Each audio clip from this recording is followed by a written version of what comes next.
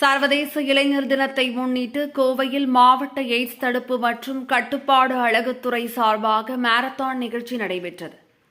சர்வதேச இளைஞர் தினத்தையொட்டி கோவை மாவட்ட எய்ட்ஸ் தடுப்பு மற்றும் கட்டுப்பாடு அழகு சார்பாக நேரு ஸ்டேடிய வளாகத்தில் மாரத்தான் நடைபெற்றது.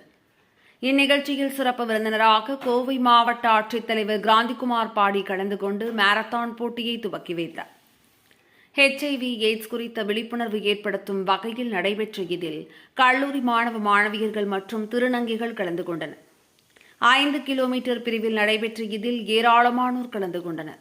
இந்நிகழ்ச்சியில் தமிழ்நாடு விளையாட்டு மேம்பாட்டு ஆணையம் கோவை மண்டல முதுநிலை மேலாளர் அருணா, மாவட்ட விளையாட்டு அலுவலர் மற்றும் இளைஞர் நலன் அலுவலர் ஆனந்தன், செய்தி மக்கள் தொடர்பு அலுவலர் செந்திலண்ணா, மாவட்ட எய்ட்ஸ் தடுப்பு மற்றும் கட்டுப்பாட்டு மையத்தின் திட்ட மேலாளர் கோபாலகிருஷ்ணன், மாவட்ட மேற்பார்வையாளர் அறிவழகன் உள்பட தடகள பயிற்சியாளர்கள், HIV எய்ட்ஸ் கட்டுப்பாடு மைய பணியாளர்கள், HIV எய்ட்ஸ் அமைப்பு தனியார் தொண்டு நிறுவனத்தினர், அமைப்பு அலுவலர்கள் மற்றும் பணியாளர்கள் என பலர் கலந்து கொண்டனர்.